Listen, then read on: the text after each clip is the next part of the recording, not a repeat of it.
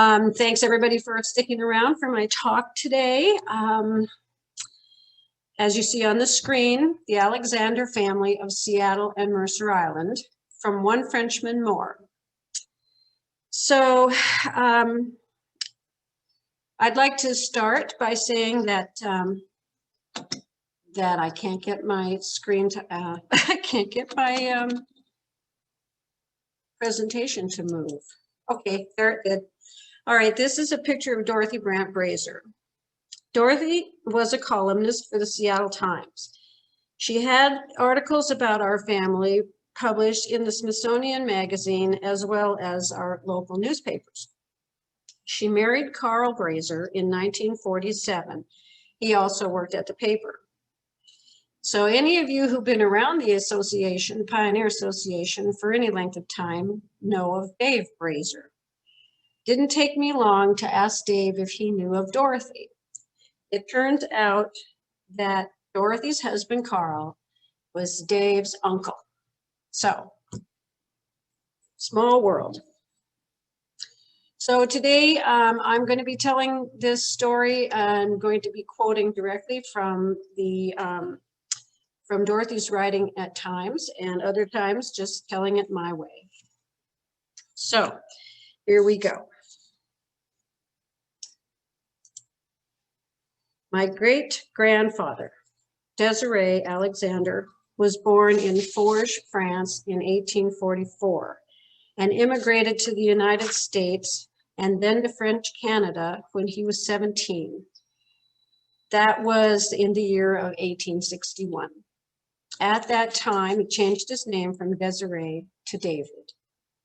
My great-grandmother was christened Amelie when she was born in New York City in 1853. Her parents, Josephine and Henri Chevalier, met on a ship bound for New York, and they were married there. After Amelie was born, they moved on to Montreal. Amelie studied in a convent in Montreal and was a teenage teacher there. She eventually changed her name from Amelie to Amelia. David and Amelia were married in the Chapel of Notre Dame, Canada, on February 6, 1871. The Alexanders first went to Hartford, Connecticut, then back to Montreal, then Granby, Manitoba, on to Winnipeg, St. Paul, and finally to the far west, Seattle, Washington Territory. Here we go. David arrived in Seattle in 1887, and as soon as Amelia was able to travel after the birth of their 8th child, she and the kids all followed by train, arriving here in 1888. The children were Amelia, my great-grandmother, Mary, Henry, Louis, Virginia, Lucy, Todd, and Gertrude. Their 9th child, Raymond, was the only one born in Seattle. And I had loved this picture, so I had to share it.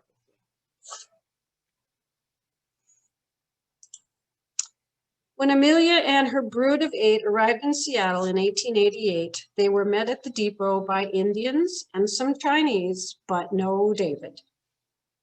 After waiting a while, Amelia told her eldest son, Henry, "You have to find a policeman." A policeman means trouble, Henry replies. "We have trouble," she said, and the boy went off to find a policeman. As she tried to quiet the children and not worry, Amelia had no time to take note of her surroundings. She had seen Indians before, but Asians were new to her. Months later, she would see the harbor we know as Elliott Bay and its ships from the center of downtown Seattle, a harbor that was to be called the gateway to Alaska and the Orient. She saw ships leaving for the Orient and also for the Alaskan gold fields. Those Alaska-bound ships would become a significant part of our family story in the future. In half an hour, Henry returned with the policeman. Amelia gave him the address of the house David had rented, and the policeman walked them there. They found David sound asleep in the bedroom. In Seattle, they lived on the north side of Lake Union, and while that is no distance now from downtown Seattle, it was reached then by the Maud Foster, a small steamer. The West Coast may have provided their last home and retirement and a pleasant old age to our French ancestors, but tragedies were to come first. The tragedies were the deaths of 2 daughters of tuberculosis in the 1890s and a third in 1912. Their eldest daughter, my great-grandmother Amelia, died at 26 in 1898. My great-grandmother Amelia was the Alexanders' firstborn. She was 16 when the family arrived in Seattle. My great-grandfather, Bigger John Bauer, always called BJ, arrived in Seattle on March 23, 1889. The couple was married at the Methodist parsonage at South Park on May 11th, 1893 by Pastor H.M. Pickles. BJ and Amelia had 3 children. Edwin, born in 1894, Lorraine, born in 1895, and my grandmother, Gladys Marie, born in 1896. Baby Lorraine did not survive infancy, and her mother, Amelia, died in 1898. B.J. Bauer had worked in the construction trades here in Seattle. This is B.J. in the middle of the picture holding the plans for the building, I'm sure. So soon after the death of his young wife, he decided to try Alaska. He left his 2 young children, 4-year-old Edwin and 18-month-old Gladys, in the care of his in-laws and headed out for the mining fields. For Edwin, life was to be only 1 year longer. The family was living in the north end of Seattle near a mill on Lake Union. One day in 1899, his grandmother gave him one of her rare smiles and spanked him lightly on his blue denim bottom. Voila, you are now new from the skin out. The day before, she had brought home from the city a bag filled with soup meat, a bouquet of carrots, and a new saucepan. Also, bright blue overalls, a little white shirt, a white union suit, and a pair of shining black boots. Edwin and his young Uncle Raymond went out of the house. What happened next seems to be shrouded in a certain amount of mystery. There was a mill pond. Was it covered with shingles and sawdust? There were gates. Were they open or closed? All night long, torches were carried by men with little children snug in their beds. The lights sought out corners in the neighborhood and played over the dark water. They swept everywhere like bright red brooms. Members of the Carpenters Union were the searchers. When they had given up a few days later, Edwin was found. My great aunt Lucy said he was found by boys playing in a cove. Another family member says it was a policeman who found him. Well, soon after losing Edwin, David decided he'd like to find someplace else for the family to live. When David first laid eyes on Mercer Island in about 1900, he saw a green gem in the middle of a huge body of water, Lake Washington. He saw 4,000 acres of forest and country roads and rolling pastures populated by deer and pheasant. He learned later, much to his sorrow, that the island was a game preserve. In 1903, he bought his first 5 acres on the island for $33 at a tax title sale. He paid 75 cents for the deed. A couple of years later, he bought another 5 acres. By then, David was doing well in the roofing business. His shop in downtown Seattle was next door to an exclusive men's club. Today, the site is the club's parking lot. He was doing so well, in fact, he decided to retire, which he did in his early 60s. He had worked out his finances, so he would have an income of $100 a month without touching the capital. And that was enough for anyone to live on then, especially if they planned to live the way he did. His island farm was reached this way: down 2nd Avenue by streetcar to Prefontaine Place and Yesler Way, out Yesler Way to Leschi Park by cable car, across Lake Washington by steamer, and from one of the many docks on the island, 2 miles on foot. My grandmother and her Uncle Raymond took that same route to Broadway High School in Seattle. In 1903, when David began buying his acreage, there was a 2-story shed on one of the 5 acres. In 1909, he took what was left of his family, Amelia, a son who worked in his shop with him, a son in high school, a daughter who was to die 3 years later, and their granddaughter, my grandmother, Gladys Bauer. Then he began building, first a hay barn and a horse and cow barn, and then, for $1,000, the house. The house itself was built by a French carpenter according to a design by David, and David was no architect. From the earthen floor cellar where wine bottles were to lie in racks on their sides and potatoes and apples fill huge bins, to the red tiled roof, the house rose tall, yellow, and narrow. The ceilings downstairs were 10 or 12 feet high. Upstairs, they were so low in one bedroom, it was impossible to stand up in the corners.